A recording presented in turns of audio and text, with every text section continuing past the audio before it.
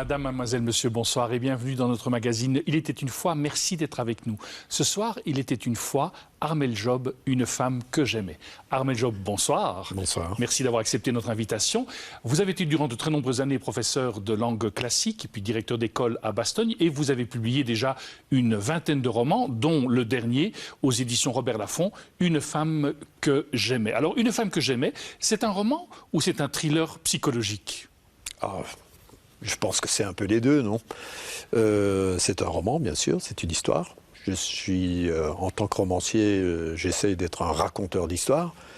Maintenant, un thriller, je ne sais pas exactement ce que c'est un thriller, si ça signifie qu'il y a un certain suspense et que la curiosité du lecteur est continuellement relancée, je l'espère, dans le roman, oui, dans ce sens-là, et psychologique, parce qu'il ne s'agit pas vraiment, il ne s'agit pas d'une histoire policière, il s'agit simplement du destin d'une femme que l'on découvre peu à peu. Donc, thriller dans le sens de dévoilement progressif. Mais est-ce que vous ne jouez quand même pas un petit peu avec vos lecteurs et vos lectrices? Parce que vous nous amenez dans une direction, on se dit tiens, on va aller par là, et puis hop, on se rend compte à la page suivante, ah non, c'est pas du tout, on va vers ailleurs. Et c'est pas une fois, c'est tout au long de la découverte de ce jeune qui part à la rencontre de sa tante, finalement. Oui. Mais c'est un petit peu ce que le romancier doit faire, me semble-t-il. Il ne connaît pas lui-même la solution de l'énigme qu'il se propose d'examiner quand il commence son roman. Lui-même va à la recherche de son personnage, puisque ce roman est centré sur un personnage, le personnage d'une femme, qu'il ne connaît pas bien. Il ne faut pas vous imaginer que moi je savais tout de mon personnage, que je savais tout d'Adrienne avant de commencer à écrire.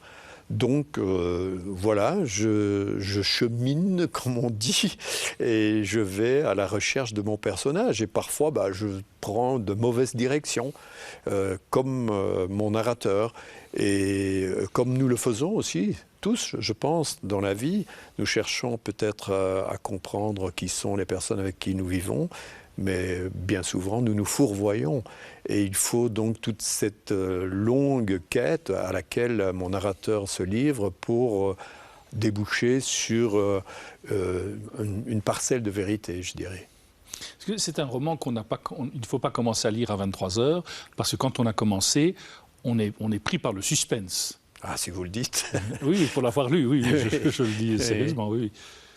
Oui, mais je crois aussi que c'est la moindre politesse d'un romancier de faire tout ce qu'il peut pour conserver l'attention de son lecteur. Donc tant mieux si j'empêche mes lecteurs de dormir, ça va être une grande victoire. L'action se passe principalement à Charleroi. Oui. Et il y a eu quand même une petite incursion à Liège. Qu'est-ce qui fait que vous avez choisi ces villes ? Bon, d'abord, d'une manière générale, j'essaye de m'en tenir à des lieux que je connais. Tous mes romans se passent en Belgique. Très souvent, évidemment, il se passe dans des coins de la campagne que je connais, à Liège, qui est une ville que je connais bien. Mais là, j'avais envie d'utiliser Charleroi parce que dans mon récit, je savais que j'allais introduire une catastrophe minière. Et j'avais le souvenir, évidemment, de mon enfance, de la catastrophe du bois du Casier en 1956, qui joue un certain rôle dans mon roman. C'est la raison pour laquelle je me suis dirigé vers Charleroi. Et c'est vrai que c'est très difficile de parler de votre roman parce qu'on n'a pas envie de dévoiler ce qui se noue au fil des pages. Mais vous abordez quand même des questions éthiques. Il y a la question de l'avortement, il y a la question d'adoption, et même adoption sous X. Qu'est-ce qui fait que vous avez souhaité aborder des questions éthiques dans un roman comme celui-là ? Au départ de ce roman, j'avais l'intention de parler d'une personne née sous X. Voilà. C'était le sujet qui m'invitait à suivre mon personnage.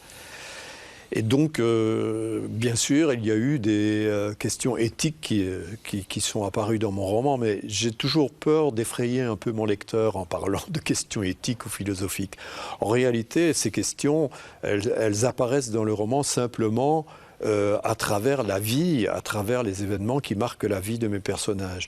Mais je ne fais pas de réflexion d'ordre philosophique ou quoi que ce soit dans mon roman. J'essaye de suivre mon personnage, j'essaye de suivre le destin d'une femme qui est confrontée à différents problèmes, les problèmes effectivement de l'adoption, les problèmes de la maternité acceptée, la maternité refusée, un grand amour, la disparition des êtres chers. Ce sont évidemment des sujets qui apparaissent dans mon roman, mais ils apparaissent à travers la vie de mon personnage. Je ne cherche pas du tout à faire des romans philosophiques avec des grandes parenthèses dans lesquelles j'expliquerai à mon lecteur mes pensées, mes pensées certainement très profondes sur tel ou tel sujet. C'est aisé pour un homme de se mettre dans la peau d'une femme qui vit ce qu'elle vit tout au long des pages de votre roman?